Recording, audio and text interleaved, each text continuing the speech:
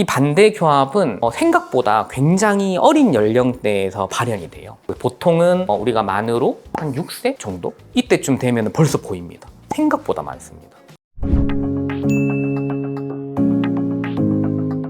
안녕하십니까. 더블교정치과 원장 이원준입니다. 보통 그 치아 교정은 미용이라고 생각하시는 분들이 대단히 많으세요. 그런데 이게 기능적인 면하고 뗄래야 뗄 수 없는 그런 것들을 우리가 부정교합이라고 하는데, 교정치료라는 게 단순히 심미적인 목적 때문이 아니라 결국에는 질병을 치료하는 목적으로도 교정치료를 하기 때문에 오늘은 그 부분 관련해서 설명드리도록 하겠습니다. 보통 치아 교정을 예뻐지고 싶어서 하시는 분들이 많으신데, 네네네. 근데 이런 분들은 꼭 해야 된다. 어떤 경우죠? 부정교합 유형 중에서도 여러 가지 분류가 있겠지만 환자분들께서 이제 많이 알고 계시는 크게 이제 세 가지에 대해서 설명을 좀 드릴게요. 첫 번째는 이제 개방교합과 관련된 겁니다. 우리가 이제 개방교합은 눈이 있고 이렇게 있으면 이제 입을 딱 다물었을 때 치아가 이렇게 있잖아요. 여기 이제 앞니죠. 앞니 두 개가 안 물리는 이런 거를 이제 개방교합이라고 합니다.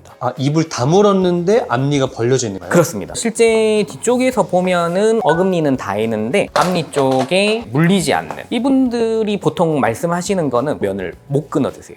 사실 이런 분들은 내가 앞니가 잘 안 물리니까 그냥 앞니가 닿게끔 심미적인 목적으로 교정을 하러 오신 분들도 많은데, 제가 이제 몇 가지 여쭤보면은 기능적인 부분에 대해서 굉장히 애로사항이 많습니다. 첫 번째로는 이렇게 무시는 분들이 턱이 좀 길이가 얼굴 대비해서는 좀 짧아요. 무턱이 좀 많아요. 그리고 이 무턱과 관련돼 있는 여러 가지 중에서 턱 관절이 굉장히 안 좋으신 분들이 70% 이상. 그 중에서도 골 관절염, 우리가 허리라든가 무릎에 보면은 관절염 있는 거는 다들 아시잖아요. 근데 이런 골 관절염이 턱 관절에도 있다라고 생각하시는 분들이 잘 없으세요. 턱 관절을 CT를 저희가 이제 찍어 보거든요. 원래는 턱 관절이 생긴 게 우리가 이런 식으로 이렇게 이쁘게 주먹 모양으로 생겨야 되는데, 골 관절염이 있으신 분들은 이런 데가 쭈글쭈글쭈글 이렇게 뼈가 이제 흡수되어 있는 소견들이 되게 많아요. 근데 이게 뼈가 흡수가 되면은 여기 길이가 이제 짧아지면서 턱이 이렇게 후하방으로 회전을 해요. 그러면서 개방교합이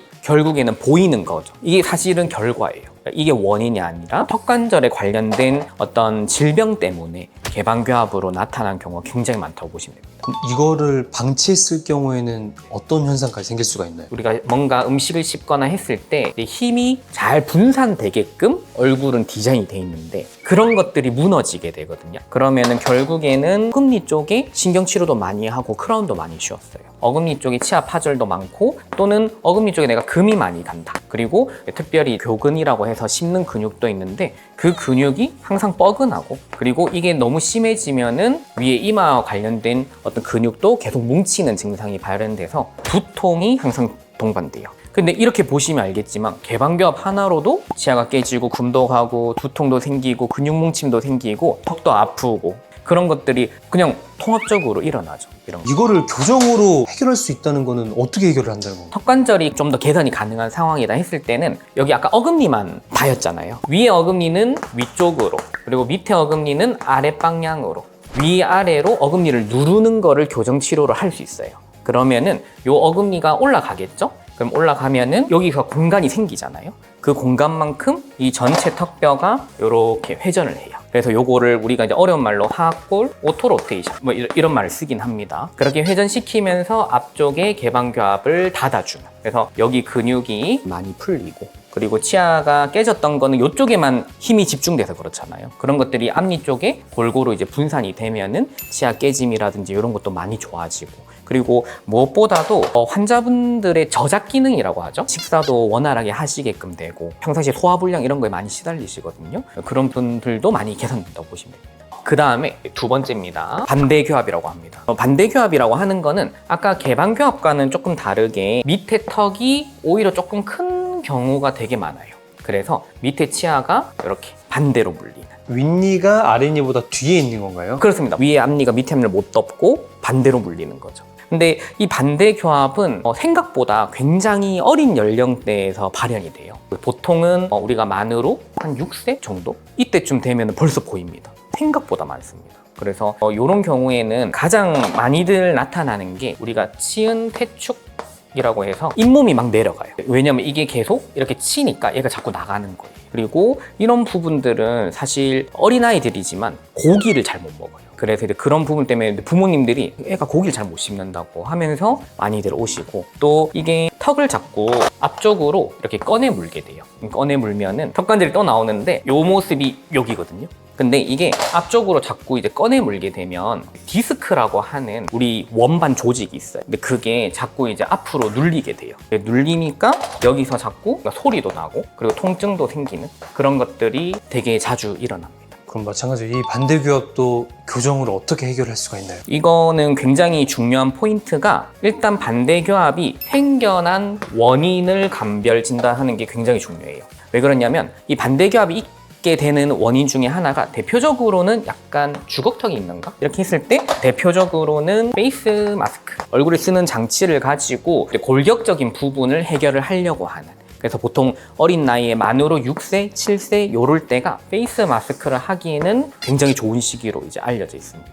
그런데 그럴 수도 있어요. 꼭 주걱턱이 아닌 경우도 있어요. 그냥 치아 각도에 문제가 좀 있다? 이런 경우에는 그냥 간단하게 부분 교정이나 아니면 장치 교정만으로도 충분히 이제 가능한 상태라고 보시면 됩니다. 그 다음에 이제 세 번째는 조금 의외라고 생각하실 수 있는데 우리 곁에서 굉장히 많이 볼 수 있는 덧니입니다. 그럼 덧니가 왜 부정교합이야? 이렇게 생각하시는 분도 굉장히 많아요. 근데 이 덧니가 우리가 웃었을 때 보이는 거지, 뒤에서 일어나는 어금니 교합이나 이런 걸 보면은 생각보다는 그게 단순한 부정교합이 아닙니다. 덧니는 정면에서 봐야 됩니다. 원래는 앞니가 밑에 앞니를 덮는 것처럼 어금니도 밑에 어금니를 덮어야 돼요. 근데 위에 덧니가 있는 경우가 되게 많거든요. 그거는 무슨 뜻이냐면 위에 턱뼈가 폭이 좁은 경우가 굉장히 많아요. 그리고 그 위에 턱뼈가 폭이 좁은 경우에 이 위가 보면 비강이거든요. 근데 이 비강도 좁은 경우가 굉장히 많아서 보통은 덧니가 있는 분들이 비염이 많아요. 그래서 여기서 중요한 포인트가 하나 있습니다. 코로 이제 숨을 못 쉰다는 거는 구호흡, 입으로 숨을 쉬는 경우가 되게 많거든요. 그때 이 혀가 원래는 입 천장에 붙어야 되는데 이거가 내려가 있는 현상을 저위설이라고 합니다. 낮게 위치해 있는 혀다. 근데 이게 혀가 밑으로 빠지게 되면은 볼 조직들이 있잖아요. 이게 계속 이렇게 안으로 치아를 누릅니다. 그러면서 이 어금니가 안으로 자꾸 들어가요. 그러면서 어금니 쪽에 반대교합 생기고 그렇게 좁아진 앞공, 폭 때문에 덧니가 많이 생겨요. 그래서 이런 경우에는 보통 덧니가 심하면 많은 분들이 발치 교정을 택하는데요. 이럴 때 많이 쓰는 게 우리가 보통 비발치, 확장 장치를 씁니다. 근데 이 비발치 확장을 했을 때 좀 이점이 뭐냐면은 비강도 넓어지기 때문에 비염도 좋아지는 거예요. 그래서 호흡도 좀 좋아지고 덧니도 개선하고 일석이조라고 보시면 됩니다. 그럼 원장님께서 오늘 말씀해 주신 이런 치료 계획이나 이런 진단 같은 게 그냥 교정 진료를 한 치과를 가면 다 해결할 수가 있는 건가요? 꼭 그렇진 않습니다.